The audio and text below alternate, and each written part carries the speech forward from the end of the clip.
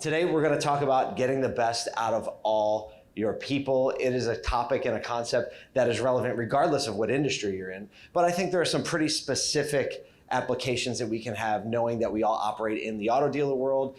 We know more of dealership dynamics, the types of departments we have, the types of people that tend to be in those departments. And we're going to try to draw some straight lines in how we can really move people forward. I have two leadership experts with me. Yeah, like they're humble leadership expert. Matthew Haken, Volvo Lincoln, Polestar, right? Why don't you just, we have the time. We're one less so we can slow down. Come on in, everyone. Good morning. My name is Matthew Haken, and I am the dealer principal of the Prestige Collection Auto Group. I have two Volvo stores, a Lincoln dealership, and Polestar, and we are right outside of New York City in northern New Jersey. Very nice. This guy down at the end, Todd Caputo. Todd Caputo. I former dealer for 30 years and currently consultant in the industry for dealers and for vendors. Yeah, so you both are second generation, correct? Right? Correct. Yes. And let's start there, because I think your leadership perspective is obviously shaped by the way you were brought into the organization, and I'm sure is a little bit different than your father's leadership perspective, and there's probably a varying level of divergence from that because generations change, the needs change. So tell us a little bit about, Matt, we'll start with you, your introduction into like the car world and also like the leadership style of your father. We're getting deep here. Yeah, we got Nicole Lipkin in the back. So we're gonna bring up the psychologist in a minute. Todd's gonna be laying on a couch. That's perfect. So this is my 18th year in auto retail full time. I graduated from college in 2005, got my briefcase at graduation, and was kind of like thrown the keys to my dad's one and only Volvo store that he opened up in 1980. He was a single point operator, totally ran the entire store. He was the desk manager, the general manager, the sales manager. Growing up, I knew that he was playing service manager and just fired the service manager because he wasn't wearing a suit that day. He'd wear a sweater. And to me, that would symbolize he was going in and he was going to run service. I jumped right in, and I grew up in the business part-time, but when I took over, I think one of the earliest lessons I had was how sensitive people were, no matter what their age were. I came in, I was young, I was excited, I wanted to be number one, and I was kind of rough on some of the older people. And they couldn't handle it. They broke down when I was like, let's go, let's make this happen. And early on, I experienced an opportunity where literally like half the dealership walked out and went to one of my competing dealers. Half. They all left. Who was in charge at the moment? Me. I didn't even have an opportunity to prove myself. I ended up buying that store, closing it down, and bringing everyone over. But I mean, for me, it was like a valuable lesson. I'll tell you more. Okay. Yeah. Okay. So that's kind of how. I think that's good. Yeah. Todd, I'm fortunate enough to know your father a little bit, Joe Caputo. But talk about his leadership style and how you were brought into the car business. My father is 82 years old. He's an extremely humble man. He started out with a small used car lot and a trailer and a string of like eight used cars out front under a string of lights. And I started to work there when I was a kid. I always watched my father from a young age try to show people respect. And not only that, he was never afraid to do anything that he would not ask somebody else to do. He never drove a fancy car, never really went to the dealership dressed up all that fancy, washed his own car, which people couldn't believe that he was a car dealer and he washed his own car. I watched him and my mother when we got our Chevy store. literally take customers' cars into the dealership for customer pay and warranty work pretty much every day. So when we were having dinner as a family, customers would come by the house, they'd pick up a loaner, they would leave their car, and my mom and dad would bring it down to the dealership, get That's work pick done. up and delivery before That's it was pick up and cool. delivery before it was, before we had, what's it called, red cap right? Before there was any of that, that was what was done. And I saw that as a kid growing up, and when I got my driver's license, I started to work at the store. I did the same thing. So, and I watched my dad, honestly, too, like he read the Bible every day and he went to church a lot, and he tried to take the values that, from being a Christian and run his business that way and treat people that way. And kind of like what Nicole was saying this morning at the first presentation, he, because of his faith, he had a lot of emotional intelligence, and I think that's what led him to be such a good leader and be so successful. Okay, thank you for the background. I think that paints a really good picture of just a couple of people who came into the industry early, had some example of leadership, but then you have both gone on to build significantly different organizations than your fathers did. Expanding your businesses. Todd, yours to the point, yours was acquired by Sonic a couple of years ago, and then you ended up getting kind of like a front row seat to Echo Park and Sonic corporate leadership and people development. So I want to kind of give everybody some usable things. We can talk about high level leadership, but I hope that everybody here can walk away with one or two things that you can bring back and implement in your store, or maybe even leave here and send an email or two. I find that to be very effective when you pick something up, because you're going to hear a lot of other things, and this is the first breakout session, and this will absolutely dissipate into the ether if you don't write it down. Or I like to send an email to somebody like, hey, let's talk about this when I get back, right? Because maybe that's a great way to start. Matthew, in our pre-prep call, you had told a story about a manufacturer sending you to Yale Business School. Can you tell that story? Yeah. So, I've always believed in continuing education. I graduated from George Washington University in 2005. I jumped right into the Dealer Academy, and then I was part of the pilot group who started the NADA Babson Executive Education Program. Andrew's in this room. He was in that group. And then, different manufacturers have different executive education programs. So about 3 years ago, Volvo Cars partnered with Yale University. That was really, really interesting. The first thing is you tell a bunch of car dealers that you're going to go to Yale. That met with a rousing negative applause. connotation. Which is ironic, right? Anyone else would be like, "Oh, Yale, amazing." Why do you think that's the response? It's just, you mentioned EQ. Most auto dealers, didn't pursue higher education. They came from nothing.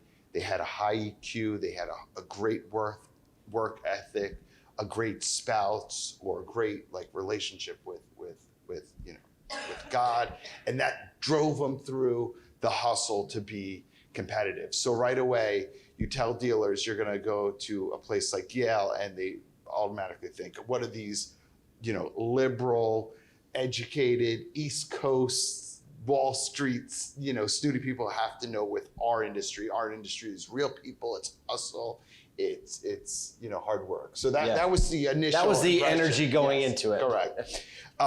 One of the I think what you want me to share is one of the insights that really just knocked me on my face, because we talk about people and we talk about retention, and we talk about how many people we lose, and we're kind of embarrassed about that metric. I'm embarrassed, Right, but this is an industry classically known for burning through people. Correct. And when I'm in a 20 group meeting and I want to talk about all the people I lost, and you go through your payroll, it's an embarrassing statistic to talk about. But what really smacked me across the face is I was at this Yale program with dealers, the manufacturer, and these professors that ran major private equity hedge fund. And they basically said, listen, we do all the testing, we do all the DISC assessments, we do all the Myers-Briggs, but guess what? We have a 50% churn. We don't get it right. We do all this stuff, And we fail with people because you don't know until they become part of your environment. At the same time, I was sitting with one of the vice presidents of Volvo Cars, and he gets a text message, oh shit, we just lost so-and-so. And they started talking about all the people they lose. And Manufacturer. correct. And it kind of got me to say, you know what, I'm not so embarrassed anymore. Like I used to have such, let's say you have a really bad GM or a really bad sales manager and you keep them there because you don't want the factory to see turnover.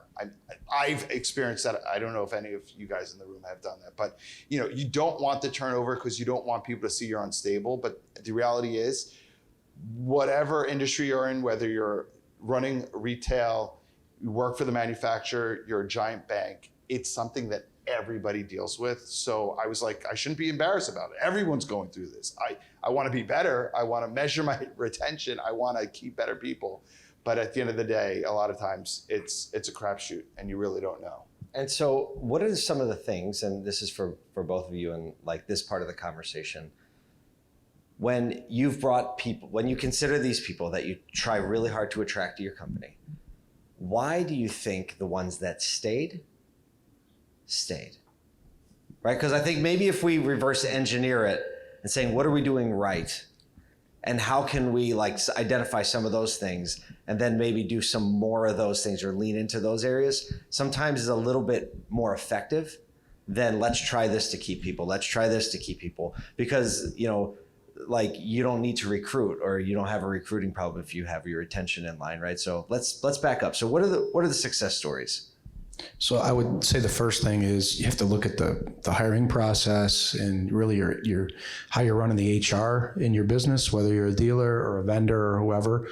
A lot of the companies I'm working with now, whether they're vendors or dealers, and I got an HR degree, believe it or not, that I got while I was still working at the dealership too. So it was as honest as you are. Yeah, I got an HR degree. So, but it's the foundation of everything. People have to know what their job is first, right? They have to have a job description. They have to have, they have to be told that they're doing a good job, whether it's through a formal performance evaluation or just every day, great job, pat on the back, celebrate small successes. But the people that stayed, like if you think back to like the rock star employees that you had, why did they stay?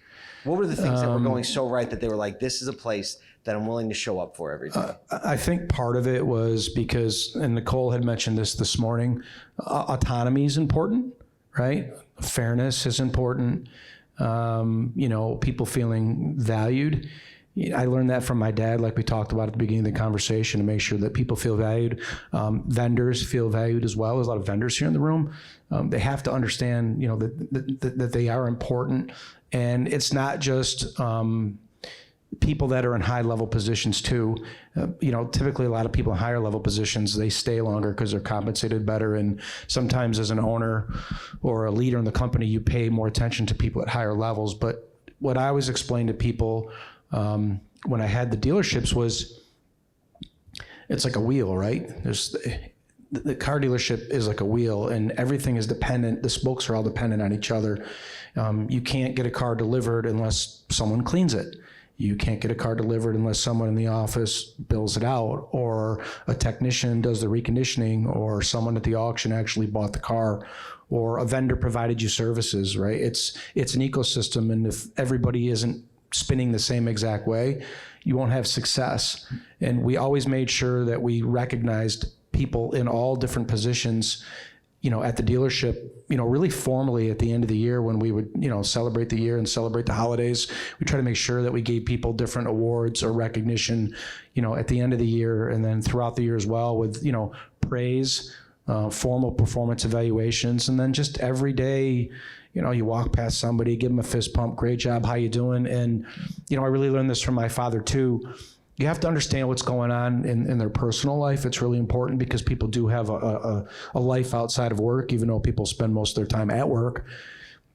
How your kids doing? How's your wife doing? What's going on? People have health issues. People have financial problems. They have problems with their kids. And it's important to really understand what goes on outside of work too if you're going to be a good leader. I think that's a really important note that you just made about crossing the line between professional and personal.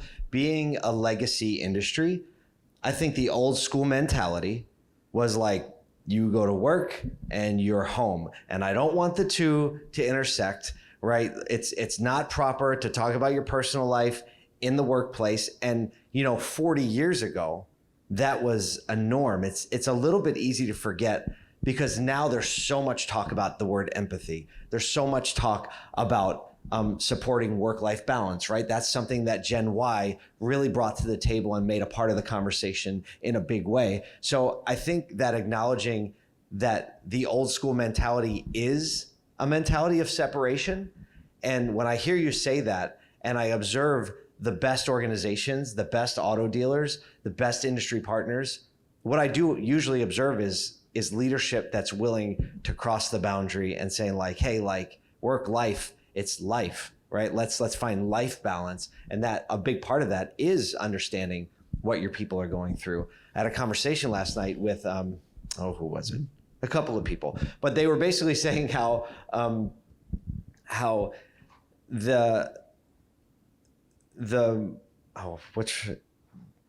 they were saying basically that there was no, at some point, like they were talking about a manufacturer and they said they used to say like, bring your wives on the trip. And then all of a sudden it turned into like, don't bring your wives on the trip. Don't bring your family into the trip, right? We're going to work. And we were talking about how when a significant or other, you get the buy-in of a significant other, then it changes the game for what the actual employee is willing to do and how they view their position. Because you think about it, you go home and you're either going to get support or you're going to get a lot of questions or you're going to get a lot of feeling bad.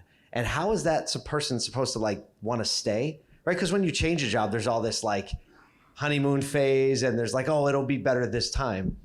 But to the point of crossing that boundary and having that be effective, I've seen that be so effective in leadership when it is like knowing about your wife and your kids, or a lot of times it's your dog, right? Or it's the hobby that you have, especially with a lot of the young singles that I get to work with, right? They have a hobby that means a lot to them, right? They have a pet that means a lot to them.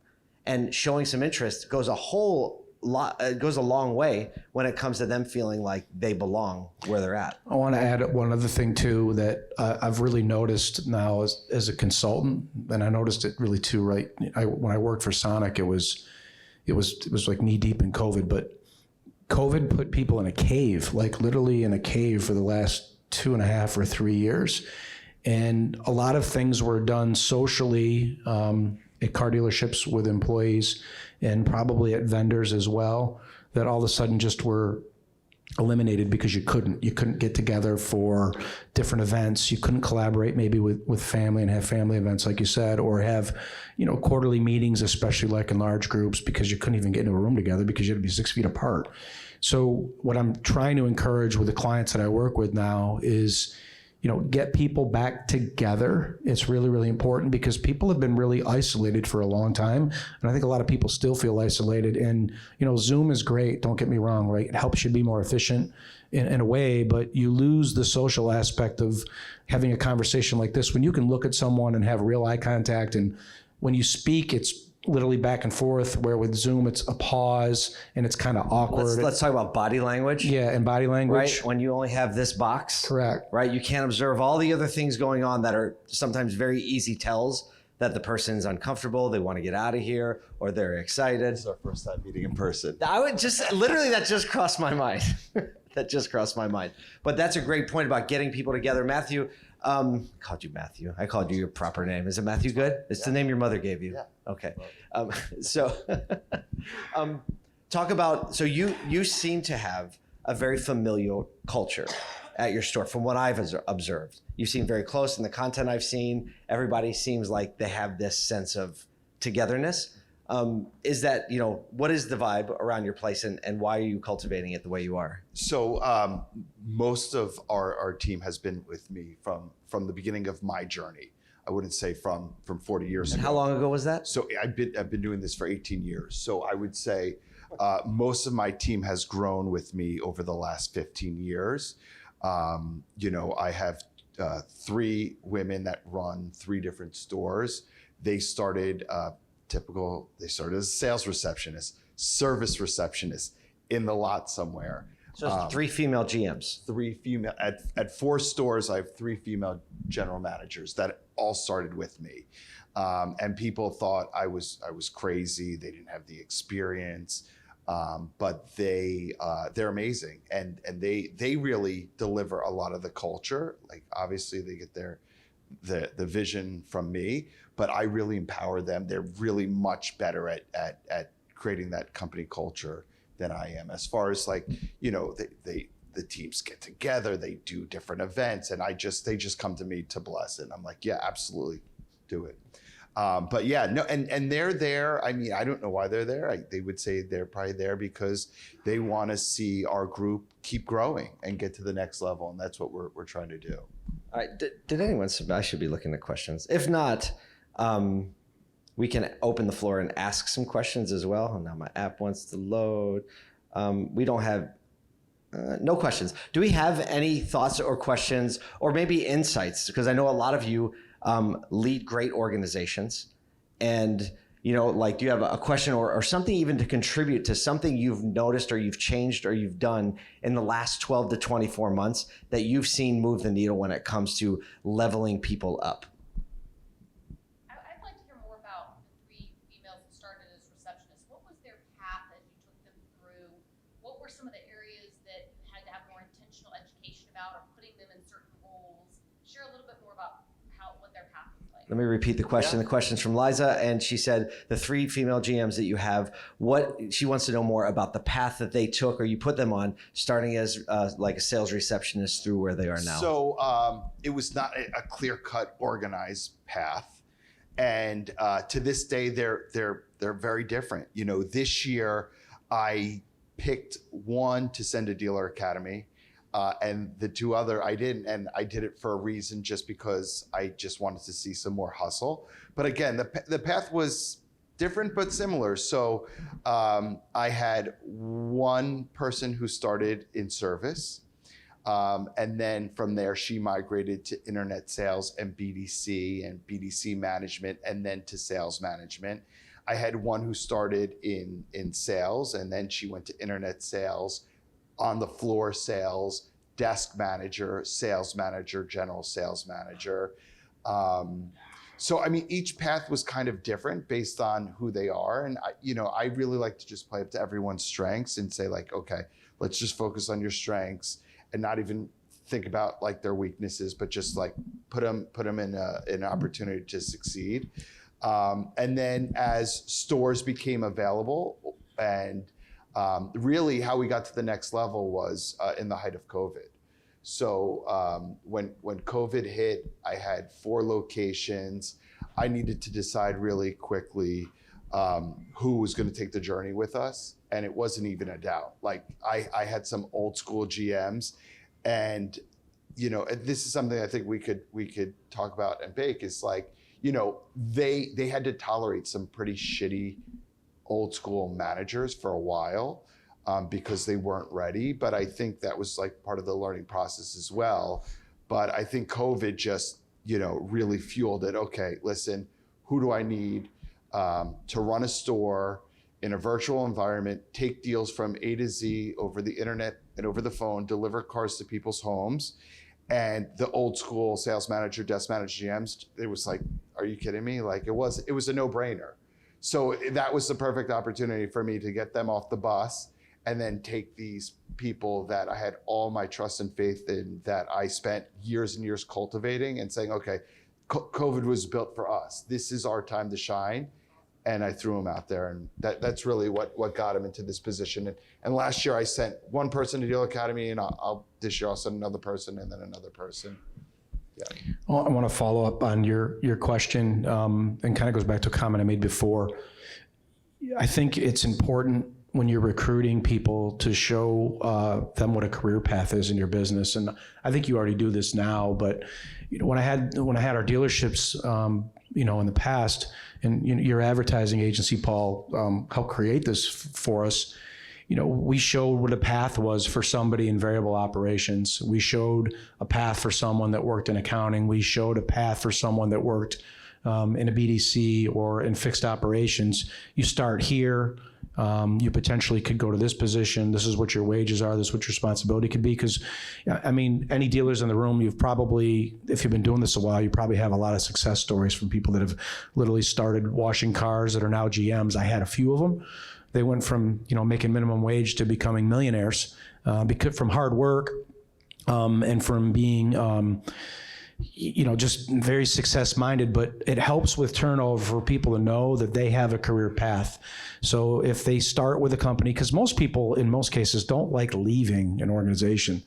They just don't. Right, there's a lot of fear involved. There's uncertainty involved. Yeah, especially, I would tell you, more in fixed ops than anything else. I mean, for technicians, they don't like picking up their toolboxes and moving to other places because physically it's kind of a pain. But not only that, and a lot of people in fixed in general they just don't like that, where you see it more invariable. But they got to show people a career path. It's really, really important, regardless of whether you're a dealer or if you're a vendor here. Let people know that they can start, let's call it at the bottom and get to the top, and then be able to actually show examples of that in some of the hiring materials that you have, and whoever's responsible for your recruiting. And I think you'll find success in that. It'll help with turnover as well.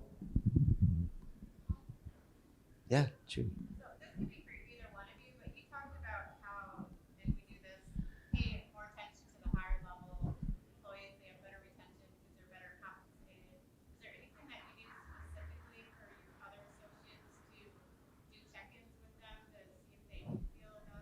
Let me repeat the question. You make sure I get it right. There was some conversation about what you do for your higher level employees, but the question is, what do you do for maybe the people not at the top in order to check in, get feedback, et cetera? Is that right? Yeah. And from a compensation standpoint, when I had our dealerships, I made sure that everybody in the dealership was compensated in some way, shape, or form by car sales, because at the end of the day, nothing else happens unless a car gets sold. So whether explain that a little bit, like if somebody was photographing a car, and that was their job as a photographer, they got a bonus at the end of the month based on how many cars that we retailed, or in some cases, how many cars we wholesaled too, if they were involved in the photography of that. And how much information did they have about that? Because I think that's a common question. So you would say, like, how did that practically break down? This is how many we sold. This is what you get per car. These are the levels. Yeah, and it was laid out in a compensation. And that, again, that's the money part of it, right? But from the people part of it, which is really more important, and I'll go back to my father. When you're up washing your car in the wash bay, who are you washing it with? You're washing it with the person that works in the wash bay. When you drive a customer's car in for service, who are you talking to? You're talking to the service advisor about what's wrong with the car. What's the complaint? And you might be talking to a mechanic if you go out into the service department. I always made sure that, our service managers had lunches with the salespeople or with the technicians and the people in parts. I would try to have lunch with them. Just things like that. And then you learn things about people. And again, I think it depends on the size of the organization too. I had like 230 employees between 4 locations. And I tried to make sure that I had a personal relationship with all of them. It was hard, but I set the example for the people that were in leadership positions, so they would try to do the same thing with the people that work for them. Text messages back and forth, check-ins, things like that. And that was something that I learned at Sonic too, in Echo Park, is they made sure they called it a check-in, right? And a check-in wasn't just how is business, a check-in is how you doing personally. And it was part of, it was part of the day in the life. It was part of something that you did. Did I answer your question? Another question, Andrew. Yeah, for both of you, Matt, in your stores and Todd in your travels across the stores, do you see any, have you seen any successes or pitfalls or failures in remote work and flexible schedules for your employees? The question is, do you see any difference in like successes and failures in remote work and flexible hours? Gotcha. So I guess the first question is, do you have situations where there's a flexible work, remote and in person? And if so, do you see successes? Remote, we do, but it's really office based. I have a payroll payables person who does some remote work, but I've not experienced it in sales or service. Yeah. I saw it. I saw it when I worked for a public, when I worked for Sonic, especially when it came to BDC. A lot of the BDC people worked at home because during COVID, they were kind of had to because they really couldn't go in. And as far as flexibility goes, when and I think it's by position and by department too, when I had a centralized BDC, we did have different shifts where people could come in. A lot of the people that worked in the BDC were females, and they had kids, so we had a shift that worked at night. We had a shift that worked during the day or in the evenings, and it helped if they had children. And then probably with salespeople as well. I mean, at the end of the day, people got a lot going on in their lives, and COVID added a lot more stress to it. So I think utilizing the technology that you have, it's really a matter of working smarter rather than harder. Things are becoming more face-to-face again, and I see this with some of the groups that I work with now too. If you want to retain people, you got to be able to work around what's going on in their life too. I think it's really important because it's very hard to hire people and hard to keep them. But I think it's more department specific, if that answers your question.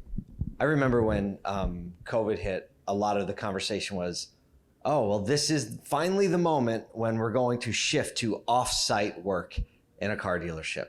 The BDC, right? There was like this thought that like, oh, now we can solve this problem of staffing. And we all know what happened. The moment like it kind of loosened up, like everybody came back. There's something about being in the building around all the moving pieces that is very important. I'm not saying it can't work, but I'm saying that it didn't, or at least we never went to it. I do want to bring up something. Any other questions along this line of conversation, Liza? One more.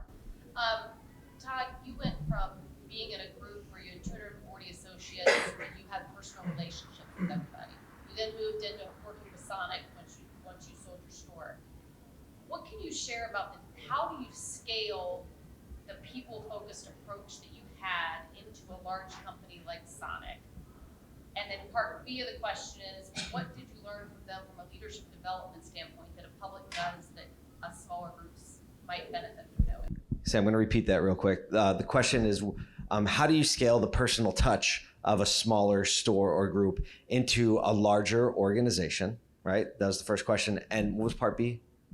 What did he learn from being with the public at Sonic about their leadership development that the rest of us might be able to Gotcha. And what did you learn from being part of a public about their leadership development that might be something we can all take something from? I'll answer the second part of the question first. So Sonic is very flat at the top. Jeff Dyke, the president of the company, is a great guy, and he's not afraid to share his personal cell phone number and email address with anybody in the company. And if anybody reaches out to him, he will get right back to them. And he kind of sets that example for the other people in the company too, which I think is great. I mean, they got over 10,000 people that work for that company now after last acquisition. And it's just the kind of guy that he is, and he sets the tone for the rest of the company. I would tell you my responsibility when I worked there was to manage a team of people, or be responsible really for a team of people that handled online sales, remote over the phone, and open up the delivery center locations that they had across the country. And what I tried to do is when I hired the people for the delivery centers and I hired the people to handle the remote sales part of the business, I tried to develop a personal relationship with all of them immediately because not only were they new to the company, it was also a new business, right? They were dealing with consumers buying cars completely sight unseen, which is really, really challenging. It's challenging enough as it is just selling a car face-to-face, but when you have to do it remote, I think it's 10 times harder. So I try to just take what I had learned from owning my own businesses in the personal touch of being a leader and bring that to the people that were in all positions at the delivery centers that I opened and at the business development center that we had located in Charlotte. Did that answer your question? Okay. Scaling the personal touch. So when I work with my clients now, and this was something that I learned with Sonic, right? Regular check-ins that are scheduled is really, really important. And also, and I do this with Andrew, because Andrew's one of my clients. We do something called a 2x2, where we identify things that are that you want to selectively invest in, things that you want to drive daily, things that can be delayed or ignored, or things that you can work in later on. And we consistently meet on a, I would say monthly basis, sometimes more than once a month, either in person or remotely. And, I learned from Sonic that they did this at all levels of the company on the Echo Park side. And it was really helpful. So people knew exactly, and it was different. It was different by department, obviously, or what your challenges are. But it helped people clearly know exactly what needed to be worked on and what level of importance that they were. And I do that now with my clients, and it really is helpful knowing that. And I'd be happy to share it with you. I'll email you what I use. Let me ask you a juicy question, though, because family, smaller independent dealers, when we are interviewing someone and we're going up against the public, we always say, you don't want to work for a public. They're so not personal. I'm here for you. We is that true, or is that BS based on your experience? It's not an easy question to answer. And the only example I can really give you is my old Chevy store, right? The GM at my Chevy store that Sonic bought is still there. And the majority of the people that, I would say probably 95% of the people that were there are still there. And that tells me that, whether it's Sonic or another public, they're good at keeping people, even though they don't necessarily have the personal touch like you have with your employees because you're a smaller operator. But it really comes down to really who's managing in the store at the end of the day. Whoever the GM is, ultimately, I think sets the tone for these larger publics. That's not to say they're all success stories, but I can tell you too, on the Echo Park side of the business, most of the people that worked for me at my used car dealerships that I owned, they all stayed as well. There was a certain portion that left at the beginning because they were afraid and they thought exactly what your assumption was. It's not going to be the same. But for the most part, they were able to keep most of them, which I honestly didn't think they were going to be able to do, to be honest with you. I thought the same thing as you, but they have been able to do so. But it's about leadership at the top. And I think for publics or a large private, maybe like yours, you can have a really good leadership development program. If you don't, you're going to fail. You have a question? Oh, go ahead. No, I was going to say my gut says they're there probably because of the leadership that you instilled in them. Maybe, yeah. The culture carried over. The culture carried over, and I think, what Sonic does is, and what some of the other publics do as well, they leave the name of the dealership the same. I think it was really important that they did that because then people still have the same identity because it's still the same name of the dealership, and the public does as well. And I think that's smart for them to do, is keep the name and not change it. So just want a couple responses from the audience. One is about Matt, your decision to send one of your 3 GMs to NADA Academy. Basically, it was how did sending the one person affect the other people? It was really tough. But again, you can't just, if somebody works harder, improves themselves, you need to reward them, and other people need something to aspire to.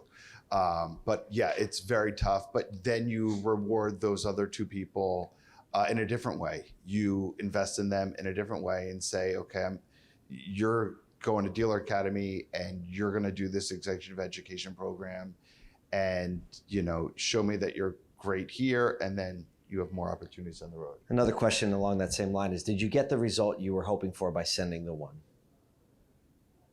Listen, when it comes to leadership and events like this and Dealer Academy and 20 groups, I mean, it's a long-term investment, and it doesn't happen overnight. And it's also a philosophy that I could invest in my people and they might leave me, and I'm fine with that.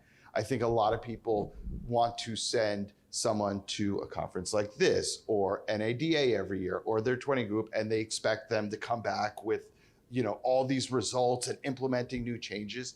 That's not how life works. It's about baby steps. It's about, believing in the mission and investing in it. And sometimes you can't measure this stuff with dollars and cents. But I believe in leadership development, and I think there's a million ways where you can invest in your people, and that's just one fantastic avenue. We're going to spend our last 3 minutes on an audience question, but first I want to share something that Mike Cavanaugh shared in our original panel call as we were working through what we would talk about. And basically he said, where's it at? He said, when we are considering like someone isn't working out, he said we actually have a pretty big habit about asking each other, looking each other in the eyes, the leadership team or the people who are involved, and saying, is the problem with the person or is the problem with us? And I think that's a question that easily gets skipped, because usually a person's failures are right in front of us and we can list them out with incredible efficiency, right? This, and this. And I think if you go away with one thing, make sure that's at least one of the things you go away with, is looking inside. And that wraps back around to training, wraps back around to, leading into their personal life and the personal touch, right? Because maybe the person felt like just kind of separated. And when they felt separated, they didn't do a good job or they weren't engaged. Maybe that's because there was no personal touch. So I just wanted to make sure Mike Cavanaugh had a little bit of insight into this, and you could walk away with a little bit of his understanding and his wisdom. Last question: when you think about continued coaching and development for your sales, service, and leadership teams, what methods or approaches do you feel are most effective with the challenges of 2023, added in with the younger staff and a shorter attention span? So how are you communicating with the younger generation? Tactics, strategies, parenting tips? I think it's important for people that have gotten into the business in the last couple of years to have a very good, clear understanding of what the business is actually really like prior to COVID.